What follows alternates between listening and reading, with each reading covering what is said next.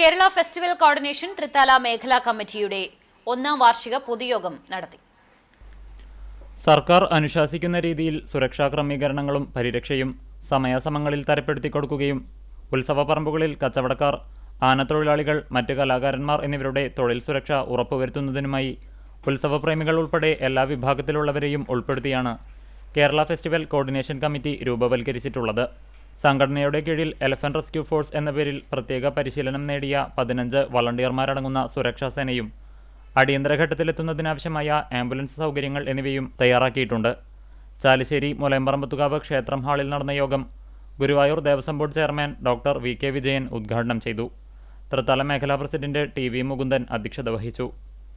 സംസ്ഥാന general secretary Valsan Champakkara മുഖ്യപ്രഭാഷണം നടത്തി. ആനചികിത്സാ വിദഗ്ധൻ ഡോക്ടർ പി. രാജീവ് മുഖ്യാതിഥിയായി.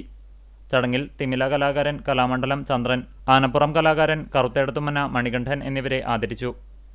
യോഗത്തിൽ മേഖലാ president Thampi Kollanoor, treasurer CK. Sushi, അംഗങ്ങളായ PM. Narayanan Namboothiri, VM. Narayanan Namboothiri, Kotturmana Vasudevan Namboothiri, KSK. Thangal, Unnikkuttan Karikkad എന്നിവർ സംസാരിച്ചു. തുടർന്നു നടന്ന തിരഞ്ഞെടുപ്പിൽ പുതിയ ഭാരവാഹികളായി advocate M. Vidyadharan working president, Thampi Kollanoor, KSK. Thangal എന്നിവരെ വൈസ് പ്രസിഡന്റുമാരായും ജനറൽ സെക്രട്ടറിയായി ഉണ്ണിക്കുട്ടൻ കരിക്കാടിനെയും രവികുന്നത്ത്, സി.കെ. സുഷി ജോയിന്റ് സെക്രട്ടറിമാരായും തെരഞ്ഞെടുത്തു. എലഫന്റ് റെസ്ക്യൂ ഫോഴ്സ് ചെയർമാനായി ജയൻ കുട്ടനാട്, കൺവീനറായി എം. രതീഷ് എന്നിവരെയും യോഗം തെരഞ്ഞെടുത്തു.